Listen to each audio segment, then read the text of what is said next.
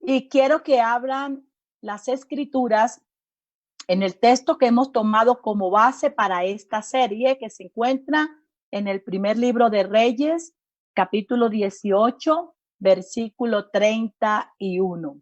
Dice así: y tomando Elías 12 piedras conforme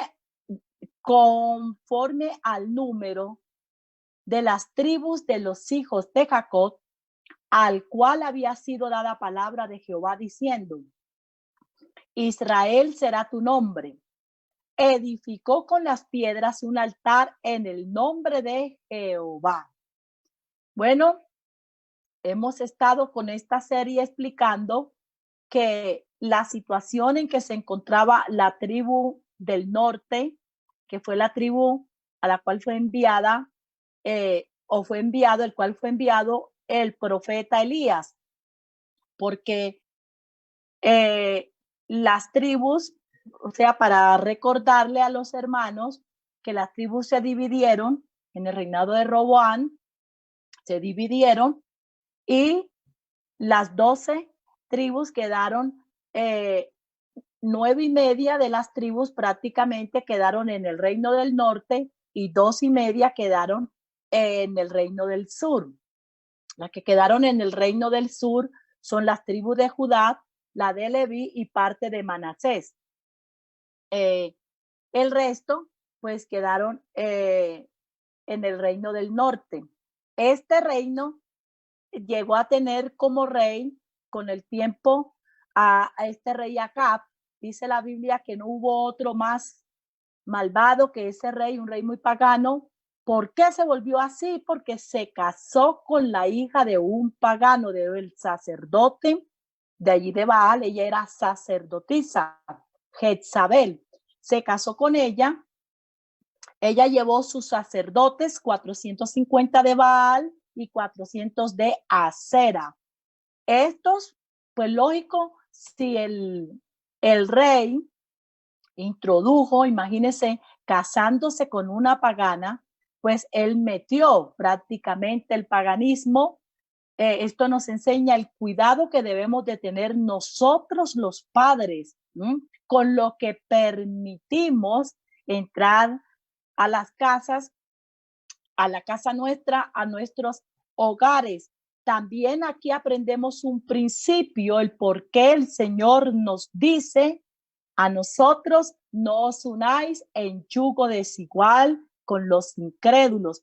El Señor le dijo al pueblo de Israel, específicamente a los padres: no entregarás a tus hijos en casamiento con las naciones vecinas, ni a tu hijo ni a tu hija. ¿Por qué? El Señor da razones. Mire, uno a veces dice, al Señor hay que obedecerlo y punto. Al Señor no se le hace preguntas, al Señor se le obedece. Pero miren, hermanos, que yo encuentro en el Señor tan especial que Él nos da a nosotros razones del por qué debemos obedecerle. ¡Qué bendición! Y Él le dijo al pueblo de Israel, a los padres, a las cabezas, le dijo que no entregaran a sus hijos en casamiento ni a sus hijas. Le dio la razón, el por qué. Le dijo: no sea que ellos inclinen tu corazón a sus dioses, y termines adorándolos, y por causa de eso venga mi ira sobre ustedes. Porque el Señor les advirtió a ellos, les dijo cuando los introdujo en la tierra prometida, fue lo primero que les advirtió, que mientras ellos sean fieles a su palabra y obedientes, tendrían las consecuencias de la obediencia. Pero el día que ellos se volvieran, o sea, en contra de Dios, se fueran tras dioses ajenos, el Señor les dijo que los entregaría en manos de las naciones vecinas.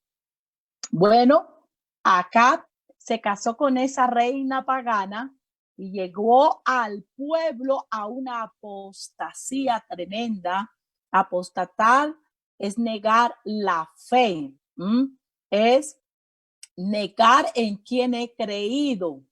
Entonces, este rey, claro, llevó al pueblo y el pueblo quedó en una situación que dice la Biblia que nadie conocía, o sea, la diferencia entre su mano izquierda y su mano derecha. Hubo mezclas tremendas, se dejó de hacer altar al Señor, se dejaron de hacer los sacrificios al Señor y el lugar Carmelo, el monte Carmelo que ellos habían usado para adorar al Señor, para ahí levantar el altar al Señor, dice la Biblia que lo tomaron para que los sacerdotes de esta reina malvada, Jezabel, ellos adoraran y hicieran el sacrificio a sus dioses. En ese momento, impresionante, estando en esa situación el pueblo, Dios levanta a un hombre en medio de una situación donde el pueblo ya no sabía quién era Jehová, quién era el Dios, si era Baal o era Jehová. Qué bendición la de Dios que precisamente les envía a un hombre que poco conocemos de él, pero fue enviado al reino del norte precisamente para decirles a ellos, para volverse con el mensaje profético, levantó el Señor a este hombre para que ellos se volvieran a Jehová. Y como ellos no sabían quién era Dios, si era Baal o era Jehová, qué cosa tremenda, ¿no, hermanos? El nombre de Elías quiere decir Jehová es Dios. Y Elías es el profeta restaurador, el profeta conciliador. Precisamente él vino, dice la Biblia, para restaurar, para volver el corazón de los padres hacia los hijos. Entonces, estábamos hablando, o sea, como para ponerle un poco a tonos a los hermanos que apenas están escuchando este tema. Y el profeta, dice la Biblia, que les dijo al rey Acab que reúna a todo el pueblo, junto con los sacerdotes de Jezabel, y reúna a todo el pueblo en el monte Carmelo, porque vamos a ver quién es Dios. Vamos a hacer un sacrificio. Y así fue, el rey Acab reunió a todo el pueblo en el monte Carmelo y Elías le dijo a los sacerdotes, hoy se va a conocer quién es Dios, porque no podemos seguir con esta apostasía, no podemos seguir con mezclas, no podemos seguir invocando el nombre de Jehová con costumbres, metiéndole al culto costumbres paganas. No, señor, hoy se va a saber. Ustedes van a hacer un sacrificio, tomen bueyes, lo parten y lo ponen la leña debajo y el Dios que responda con fuego, ese será Dios, el que responda con fuego. Y bueno, los sacerdotes aceptaron, pero dice que ellos hicieron todo, prepararon el altar y colocaron el buey y empezaron a clamar a su Dios Baal. Y dice la Biblia que desde la mañana hasta la tarde clamaban y clamaban, se sajaron, hicieron todos los rituales que ellos acostumbraban, pero no les respondió porque era de esperarse. Llegó el momento del profeta Elías, dice la Biblia que llegó el momento de ofrecer el sacrificio. Y uno dice, ¿por qué el profeta esperó tanto? Es que él sabía que el sacrificio se ofrecía a las 3 de la tarde. Y él dijo, bueno, ahora me toca el turno a mí.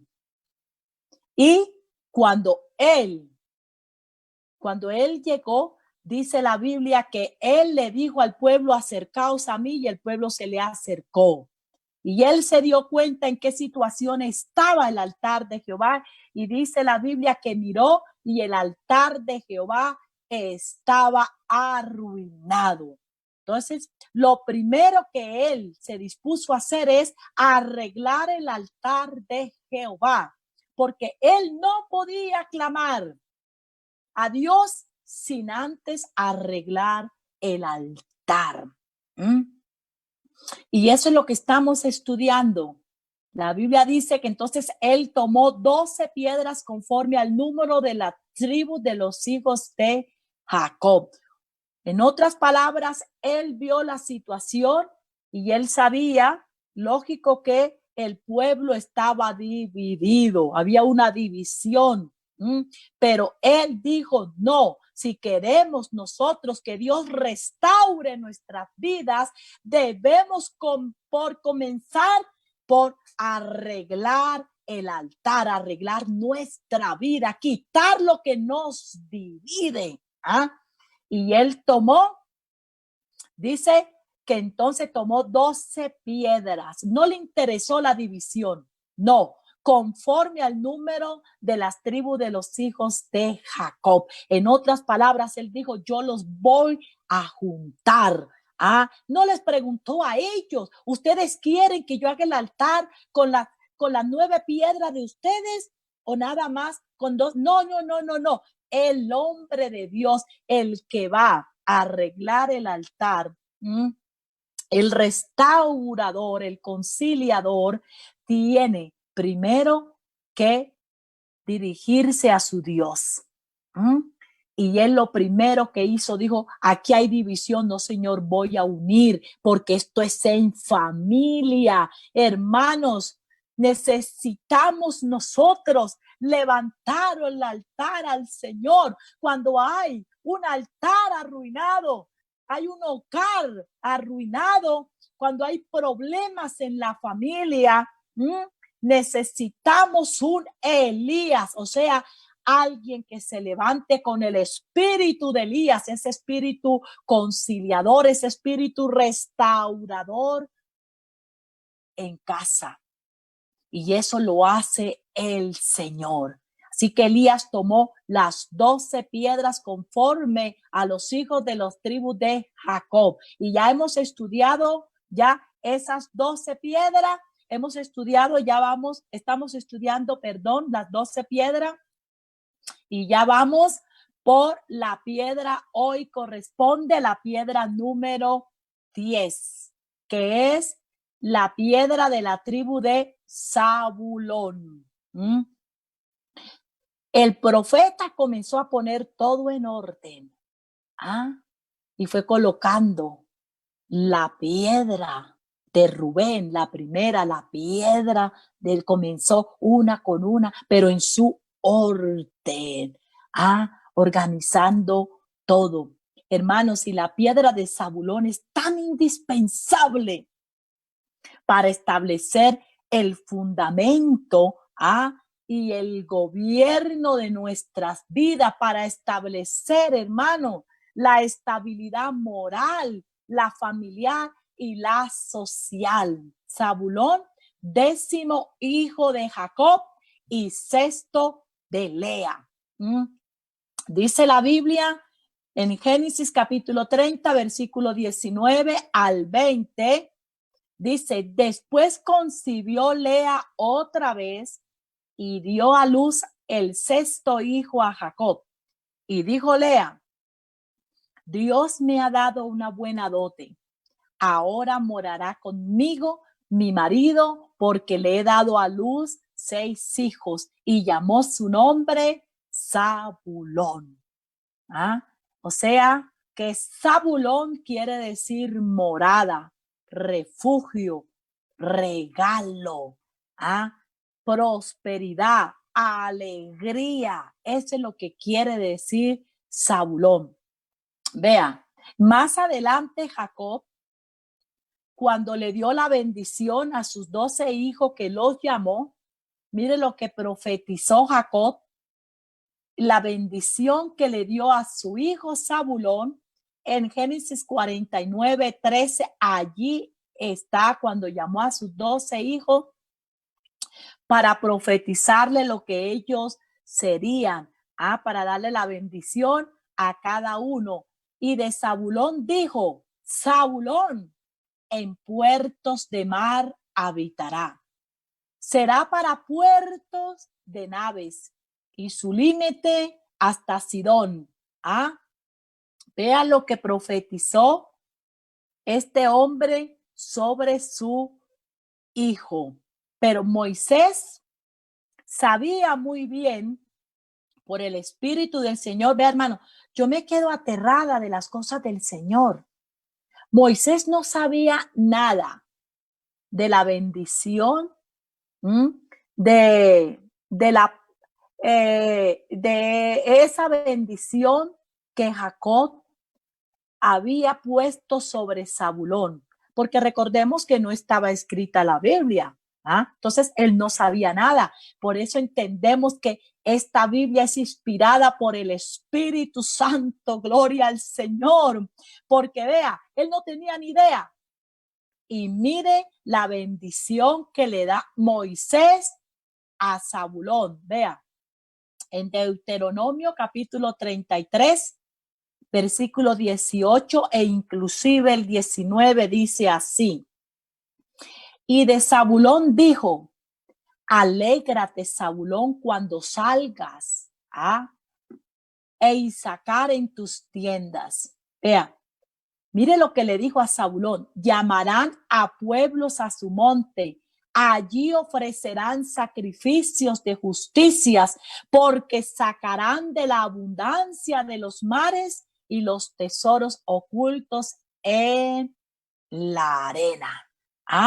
Y recordemos que Jacob dijo lo mismo. Zabulón en puertos de mar habitará. Será para puertos de nave y su límite hasta Sidón. Y Moisés, muchos años, vea lo que le dijo a Zabulón. Alégrate, Zabulón, cuando salgas e Isacar en tus tiendas. Llamarán a pueblos a su monte. Allí ofrecerán sacrificios de justicia, porque sacarán de la abundancia de los mares y los tesoros ocultos en la arena. Vea, años más tarde se separó Zabulón de Judá. O sea, en la división, Zabulón se separó de Judá junto con las otras tribus del norte y cayó en la idolatría. Sufrió mucho en las guerras contra los sirios y los asirios, porque el Señor se los dijo: el día que ustedes me dejaren a mí por dioses ajenos que no conociste, yo los entregaré a los pueblos vecinos. Y así pasó con Zabulón, con todas esas tribus, dejaron al Señor y el Señor los entregó a esos pueblos vecinos, a los sirios y a Siria. Pero, vea, el profeta Isaías más adelante, gloria al Señor, profetizó una gloriosa compensación por medio de la luz mesiánica que iluminaría su territorio. Hermanos, lo que Dios le ha dicho a uno, Dios lo cumple.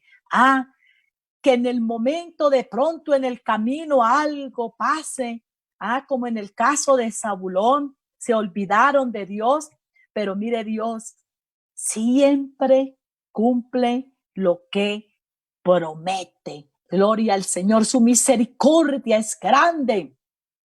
Isaías profetizó una gloriosa compensación. Vea, en el capítulo 9, versículo 1 y 2 dice: el pueblo que anda en tiniebla vio gran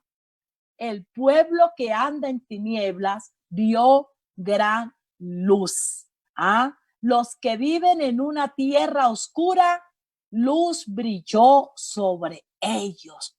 Multiplicarás la nación y aumentará su alegría. Se alegrarán en tu presencia como en las alegrías de la siega, como se alegran los hombres cuando dividen el botín. Isaías, ¿qué está diciendo? Que Zabulón y toda la región de Galilea se regocijarían con la luz que debía brillar en las tinieblas. Esto nos dice, hermanos, cómo debemos nosotros interpretar la bendición de Moisés cuando dijo: alégrate, Zabulón, cuando salgas. Moisés no nos da la causa de tal alegría cuando él lo dijo, pero Isaías rellena los detalles. Eso es lo que a mí me fascina del Señor. Aleluya. Que él sigue y va usando hombres para cumplir lo que ha dicho sobre nosotros. Entonces, aquí Moisés no nos da la causa de tal alegría en Deuteronomio, pero Isaías rellena los detalles y dice que la alegría vendría de esa luz que nacería, precisamente esa luz que vendría. Y le dijo que esa luz sería Emmanuel, que traducido es Dios con nosotros, y que esa luz debía brillar en Galilea, de las naciones. Recordemos, hermanos, que este Zabulón, la Biblia dice que en la repartición de las tierras que se llevó en los tiempos de Josué, cuando repartió las tierras, dice la Biblia que a él le tocó esa parte entre la mitad del mar de Galilea y el mar Mediterráneo. Pero él no tenía mucho acceso a las costas porque quedó prácticamente en la mitad. Pero más adelante, vea cómo se cumple la profecía del Señor. Digo que él sería puertos.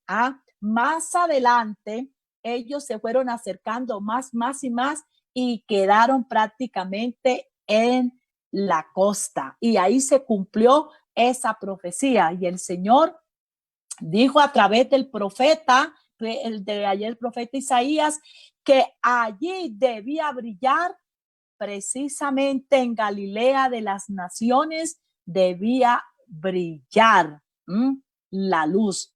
¿Por qué Galilea de las naciones? Porque años más adelante, al estar cerca, esa tribu de Zabulón, cerca del mar, cerca de allí del puerto, ellos tuvieron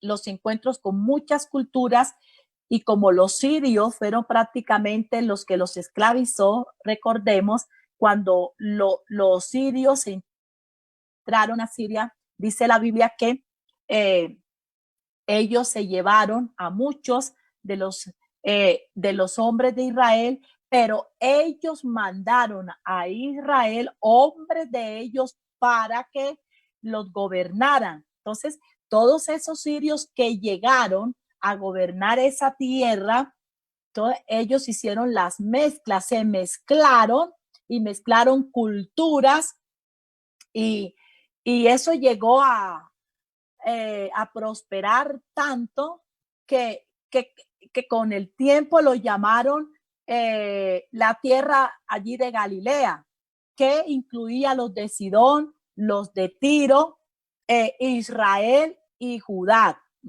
la tierra de Galilea, y así se le llamó a Zabulón y a esas tierras de Galilea de las naciones. Vea, y ¿por qué les hago como un contexto histórico de todo esto?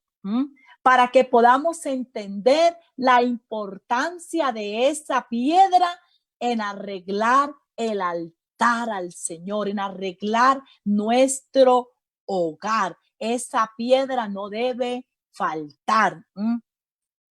Esta profecía de que allí iba a brillar el que salvaría a las naciones se cumplió en Mateo 4, capítulo 12, versículo 17. Dice la Biblia: cuando Jesús oyó que habían arrestado a Juan, salió de Judea y regresó a Galilea. Primero fue a Nazaret, luego salió de allí y siguió hasta Capernaum, junto al mar de Galilea, en la región de Zabulón y Neftalí. Así se cumplió lo que Dios dijo por medio del profeta Isaías. En la tierra de Zabulón y Neftalí, junto al mar, más allá del río Jordán en Galilea, donde viven tantos gentiles, la gente que estaba en la oscuridad ha visto una gran luz, y para aquellos que vivían en la tierra donde la muerte arroja su sombra, ha brillado una luz. ¡Qué bendición, hermanos! Ese pueblo, esa tribu que se había alejado del Señor, la tribu de Zabulón, por causa de que ellos se mezclaron con las naciones paganas, ellos entraron en una oscuridad. Pero el Señor les dijo a ellos por medio del profeta Isaías que el pueblo que estaba sentado en tiniebla vio gran luz. Vea, y sigue diciendo, a partir de entonces Jesús comenzó a predicar: arrepiéntanse de sus pecados y vuelvan a Dios, porque el reino de los cielos está cerca. Isaías dice que Zabulón y toda la región de Galilea se regocijarían con la luz que debía brillar en las tinieblas. Vea, y sigue diciendo el profeta Isaías, capítulo 9, versículos 6 al 7, porque un niño nos ha nacido, un hijo nos es dado, y el principado sobre su hombro, y se llamará su nombre: admirable, consejero, Dios fuerte, Padre eterno, príncipe de paz. Y lo dilatado de su imperio y la paz no tendrán límite sobre el trono de David y sobre su reino, para restaurarlo y consolidarlo en juicio y en justicia desde ahora y para siempre. ¿Cuándo se cumplió esto, hermanos? Vea, con la venida del Señor. Aleluya. Cuando el profeta habló esto, bueno, esto se cumplió en el Señor Jesús, lo vemos en Mateo. Pero la luz brillaría desde la tierra de Zabulón. Vea, la luz brillaría desde la tierra de Zabulón. Lucas nos muestra cómo se cumplió la profecía de Isaías sobre Zabulón. El nombre de Zabulón significa, recordemos, morada, habitación, prosperidad, regalo, alegría. Jesús así hizo su casa, vea, dice la Biblia, en Capernaum, en Galilea de las naciones. La gran luz de Cristo resplandeció desde su sede en Capernaum, donde a orillas del mar de Galilea. La luz no podía tener su sede en Judá, donde Jesús de allí en Belén de Judá nació, pero de allí no pudo la luz tener su sede. ¿Por qué? Porque los judíos querían matarlo. Y al principio viajó a Judea en giras de predicación, pero en algún momento incluso esto se hizo demasiado peligroso, dice la Biblia. Por lo tanto, Juan 7:1 dice: y después de esto, Jesús anduvo en Galilea, porque no estaban dispuestos a caminar en Judea. ¿Por qué? Porque los judíos estaban tratando de matarle. Mire cómo se cumple la profecía, hermanos. Y dicen, así la tierra de Zabulón, hermanos, pudo regocijarse proféticamente, porque la luz que nació en Judea no pudo brillar desde acá, sino desde la tierra de Zabulón. Esto es una bendición, cómo se cumplió. el Evangelio de Lucas dice que desde entonces Jesús comenzó a predicar: el reino de los cielos se ha acercado, arrepentidos. ¿Pero de dónde? Desde esa tierra. ¿Cómo se cumplió la profecía tan hermosa del Señor? ¿Por qué les mencioné todo esto? Porque, vea, hermanos, ellos se establecieron, la tribu de Zabulón viajaron y se establecieron en las costas, y desde allí en las costas eran como un faro. Por eso no debe faltar esa piedra.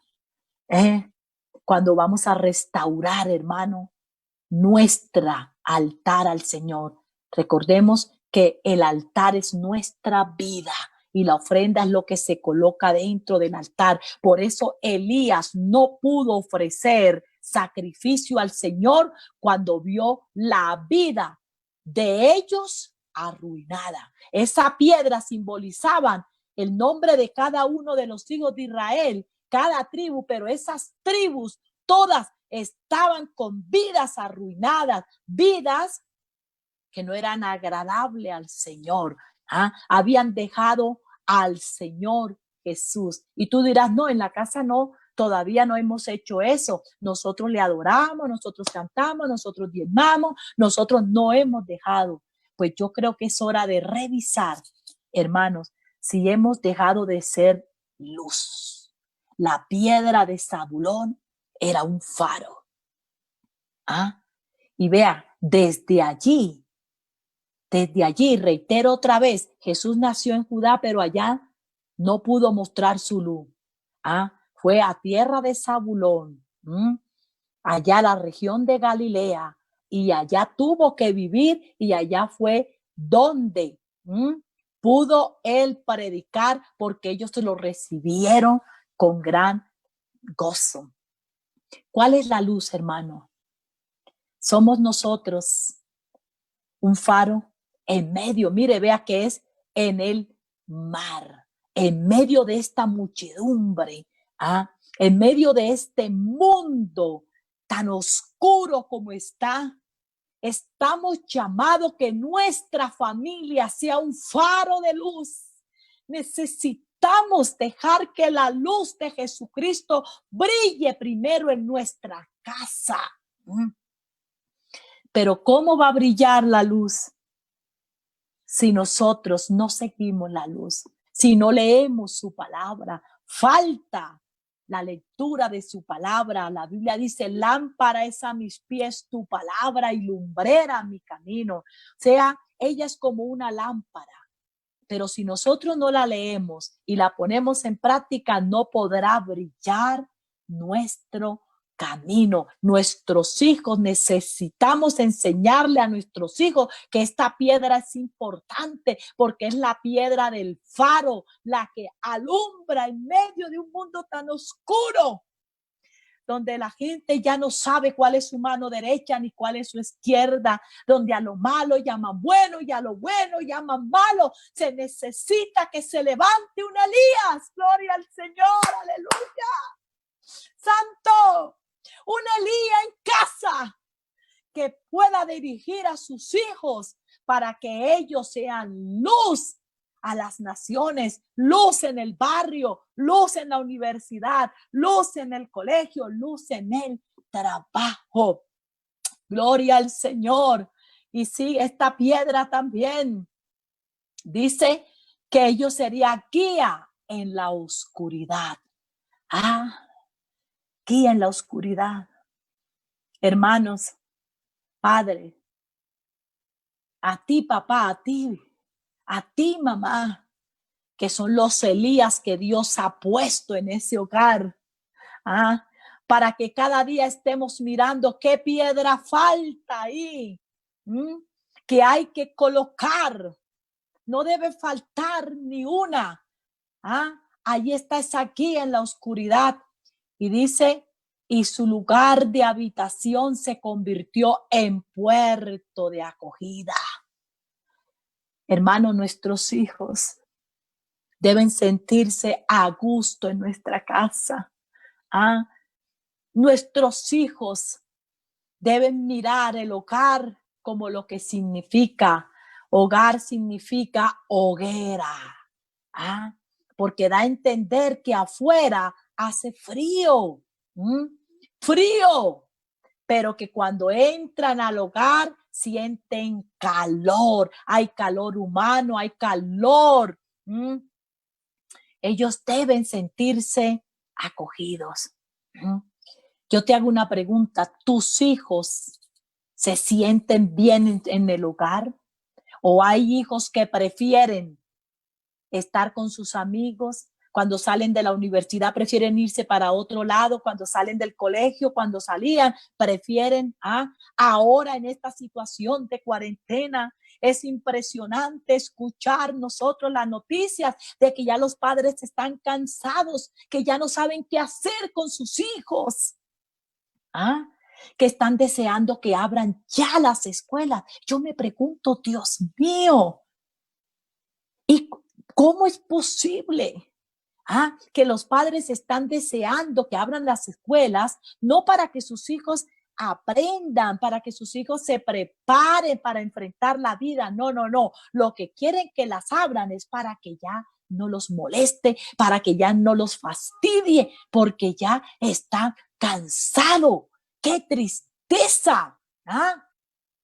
Y los hijos también están deseando que ya abran las escuelas, ya abran las universidades, que ya, no tanto porque quieren aprender, sino porque quieren salir de esa situación del hogar, que no es hogar, sino es un campo de batalla. Parece, algunos hijos dicen que hay más paz en el Medio Oriente que en la casa de ellos. Terrible. No, esa piedra de Zabulón, esa piedra de habitación, esa piedra de regocijo debe estar en la casa. Debemos nosotros, amados hermanos, proveerle a nuestros hijos un lugar donde se sientan amados, acogidos, donde les dé gusto estar, que el día que ellos se casen, el día que ellos partan a otro lugar, ellos deseen la casa, añoren la casa. Vea, hermanos, algo que me dio tanto gusto de mi hijo William Armando, cuando él comenzó a estudiar, que ya comenzó sus estudios superiores, nosotros estábamos en Sogamoso y tenía que ir hasta Tunja a estudiar. Bueno, allá en Tunja queda casi a 1 hora y 20 minutos de Sogamoso. Y bueno, yo, para que él no estuviera todos los días viajando, le conseguimos un lugar en Tunja, allá con unos amigos nuestros. Le conseguimos que nos arrendaran una alcoba. Bueno, nos arrendaron y allá le acondicionamos todo. Fuimos, mi esposo y yo fuimos, compramos las cosas, le acondicionamos su pieza, todo. Y él llegaba los viernes y le comprábamos de todo para que llevara. Pero todos los días nos llamaba: mami, papi, los extraño, Will, extraño a mi hermano, extraño la casa. ¿Sabe qué era lo que más extrañaba? ¿Qué era lo que más a mí me dejó pensando? Extrañaba el momento de los alimentos, extrañaba la charla en el carro, extrañaba todo. Decía: mami, extraño. Me hace tanta falta la hora del almuerzo, porque nosotros no nos sentábamos a almorzar hasta que no llegara el último. A la hora que llegara el último, eso almorzábamos todos. ¿Y sabe qué dijo? Mami, el otro semestre yo no voy más. No, mami, yo prefiero irme todos los días y venirme. Prefiero hacer ese sacrificio, pero estar con ustedes me hace falta el calor, me hace falta el calor de humano, me hace falta mi hermano, me hace falta tus ocurrencias, me hace falta hasta los chistes, me hace falta mi papá, todos ustedes me hacen falta. Y sí, vea, terminó la carrera todos los días viniendo y yéndose. Eso a uno le deja un mensaje y es: gracias, Señor, por esta piedra de Zabulón que nos ayudaste a establecerla, que nuestros hijos se sientan amados, que ellos sientan que somos un faro de luz, que tenemos el testimonio, que alumbramos, que lo que dice la Biblia, nosotros, hermanos, somos ejemplo para ellos. Vea, dice, llamarán esa bendición tan linda de Zabulón, llamarán a pueblos a su monte, allí ofrecerán sacrificios de justicia. Hermanos, esta piedra es importante, es la piedra de los sacrificios, la piedra de la adoración al Señor, la piedra de las ofrendas.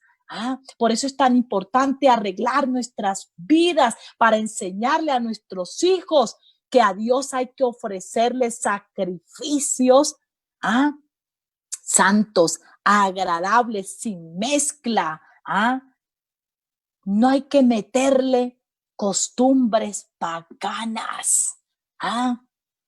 Vea, hermanos, la letra Zabulón en hebreo está con la letra Sajin, con la que comienza este nombre de Zabulón. Es una letra coronada. Vea, y según los judíos, esta letra con que comienza Zabulón, Sajin, significa, vea, coronación, y apunta a un tiempo cuando la esperanza puede hacerse realidad. Tienen razón, porque la esperanza en Zabulón se cumplió.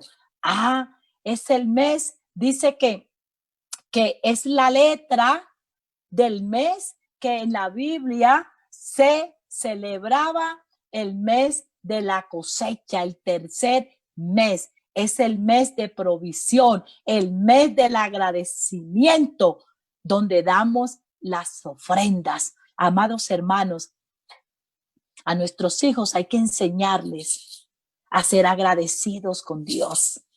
Es la piedra del sacrificio, es la piedra de la adoración, y a Dios le adoramos con todo, con todo. El principal mandamiento: amarás al Señor tu Dios con todo tu corazón, con toda tu alma, con toda tu mente y con todas tus fuerzas. O sea, en la adoración al Señor está incluido todo. Tenemos que meterlo: espíritu, alma y cuerpo. En la adoración al Señor, en el sacrificio, debo adorarle a Él en espíritu y en verdad. Tenemos que enseñarle a nuestros hijos a ser íntegros, a que sean verdaderos adoradores. Que la adoración al Señor no se limita a un lugar, no, Señor, que debemos nosotros, este altar que es mi cuerpo, debe siempre de él, debe haber una ofrenda de sacrificio al Señor, una ofrenda agradable a él. Debemos enseñar a nuestros hijos que en la adoración a Dios también va esa parte de agradecimiento. Cuando el pueblo de Israel recibía la cosecha, llegaba el tiempo de la cosecha, se alegraban, daban la ofrenda de primicia al Señor. Era la ofrenda del diezmo, la ofrenda de acción de gracias y alabanza. Tenemos que enseñarle a nuestros hijos que en la adoración a Dios está el espíritu incluido, todo, el alma, nuestros sentimientos, nuestros pensamientos, pero también con nuestra fuerza, que es lo que hagamos con el cuerpo, honrar a Jehová, con todos los bienes. Estamos en una situación que muchos dirán, pero hermana, ¿por qué va a hablar eso ahora? Si precisamente en estos momentos, no, hermano, es que ahora es que hay que hablar de honrar al Señor, de adorarle con todo. La Biblia dice que en una época de crisis tan terrible, que había un hambre en Samaria, tan tremendo, precisamente el profeta Elías se levantó para el pueblo en tiempo de crisis. Elías es el profeta para el tiempo de crisis.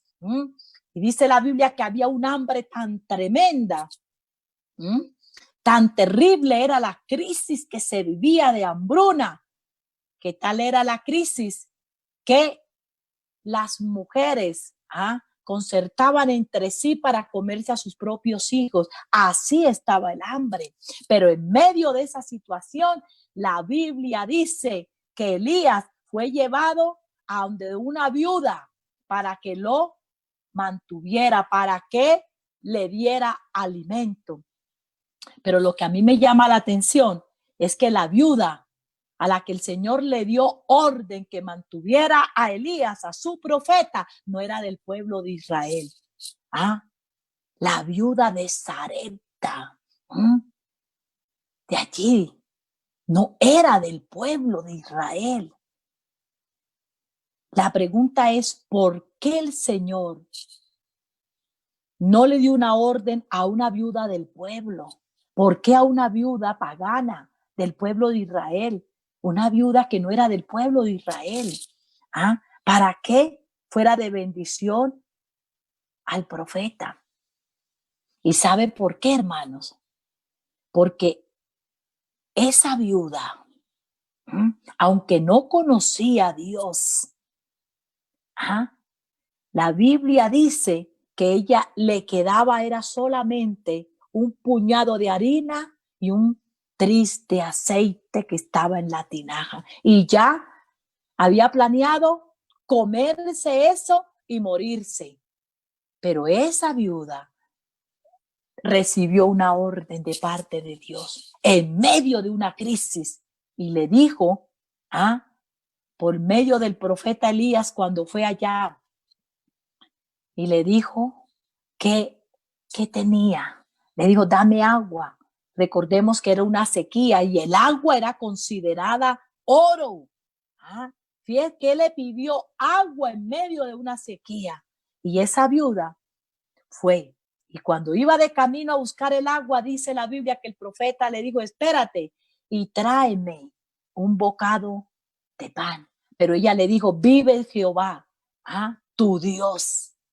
¿Cómo conocía esa viuda? Aunque no era del pueblo de Israel, reconoció que ese era un profeta de Jehová, reconoció a Dios.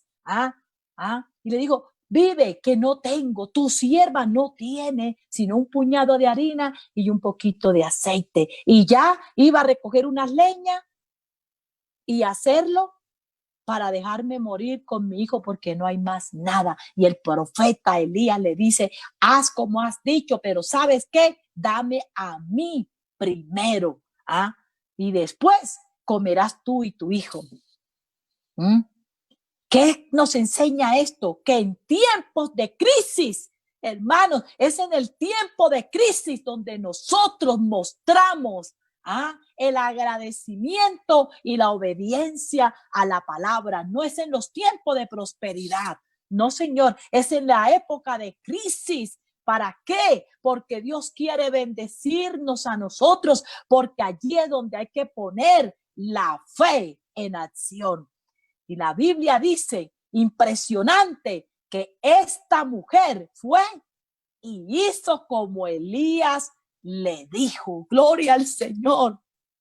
¿Cómo es posible que en una época de crisis el Señor pide que demos de lo que tenemos?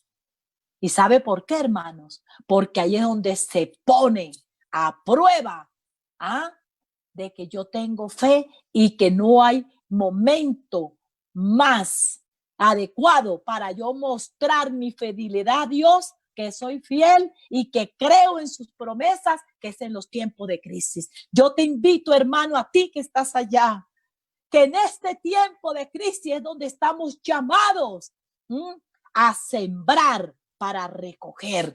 Esta viuda no fue la bendición de Elías. Elías fue la bendición para la viuda. Y porque ella honró a Dios, dice la Biblia que el aceite en la tinaja no escaseó, ni la harina, y duró hasta que llovió. Notemos, hermanos, que cuánto duró la harina y el aceite. No fue que el Señor lo multiplicó en un granero, no. Era que todos los días, cada vez que la viuda metía la mano para sacar harina, había harina. Cuando buscaba el aceite, había aceite. Gloria al Señor. ¿Cuánto duró? Se dice que Elías fue a la casa de la viuda casi al año de la sequía. ¿Cuánto duró? ¿Año y medio? ¿Cuánto tiempo duró las sequías? De allí hasta que llovió, pero no solamente hasta que llovió, porque tuvieron que sembrar y después de sembrar tenían que esperar la cosecha. ¿Cuánto tiempo alcanzó? ¿Para cuánto tiempo alcanzó ese puñado de harina y ese tris de aceite, hermanos? Esa piedra de Zabulón, que es la piedra del sacrificio, la piedra de la adoración, es para todos los tiempos y más para el tiempo de crisis. Yo no sé, pero en el tiempo que más se debe dar es en el tiempo de crisis. ¿Para qué? Para que haya bendición. Tú lo entiendes bien, hermano. Nosotros somos entendidos. No necesitamos ahondar tanto en esto. Con solo decirte que en este tiempo de crisis es donde estamos llamados a sembrar para que haya una buena cosecha. Tú entiendes y yo somos entendidos. Y si eso lo ven nuestros hijos, porque quiero decirte una cosa, hermanos, no sé cuánto tiempo más durará el Señor, su paciencia para con la gente que se arrepienta, pero esta no será la primera pandemia, esta no será la primera cuarentena, vendrán más. Y si tú en esta crisis no le enseñas a tus hijos el honrar a Dios, que te vean todavía agradecida con Dios, que de lo que tienes, de eso das, cuando lleguen los tiempos, cuando lleguen las otras cuarentenas, otras crisis, ellos no lo van a hacer porque tú no fuiste luz en este tiempo. Y necesitamos en esta época, en este momento, ser luz para nuestros hijos. Ahora que estamos encerrados con ellos, que ellos vean. Aprovechemos para enseñarles la palabra y para que ellos vean la luz en nosotros. ¿Cuál es la luz? El ejemplo. A eso se refiere la Biblia. Ser luz, pues ser ejemplo para que ellos vean el ejemplo y lo sigan. Te hago una pregunta. ¿Tus hijos se sienten a gusto en su casa? ¿Tu lugar es un lugar de donde se sienten a gusto, donde están satisfechos con el Señor, donde ellos pueden decir, gracias, Señor, por esta piedra que mis padres tienen aquí, esta piedra de Zabulón? Gracias, Señor, porque este hogar es acogedor, porque estamos alegres, porque tú nos has recompensado. Es una piedra de recompensa y es la piedra que, porque como es una recompensa, vamos a ofrecerle a Dios sacrificios, donde nuestros hijos puedan ver que nosotros adoramos a Dios no solamente con nuestro espíritu, con nuestra mente, sino como dice el libro de Deuteronomio 6, también con el primer mandamiento, también con nuestra fuerza, o sea, nuestros bienes. Y te aseguro, hermano, que si esta piedra tú la colocas bien, podrán venir otras cuarentenas, pero ellos no temerán, no tendrán miedo, y no van a dejar de dar, sino que vieron tu ejemplo y saben que allí es donde está la provisión, como pasó con la viuda de Sarepta. Sembró en tiempo de crisis, y por haber sembrado en tiempo de crisis, tuvo una cosecha para muchos años y aún más, muchos años, porque nuestros hijos necesitan que nosotros implantemos esa piedra de Zabulón. Vamos a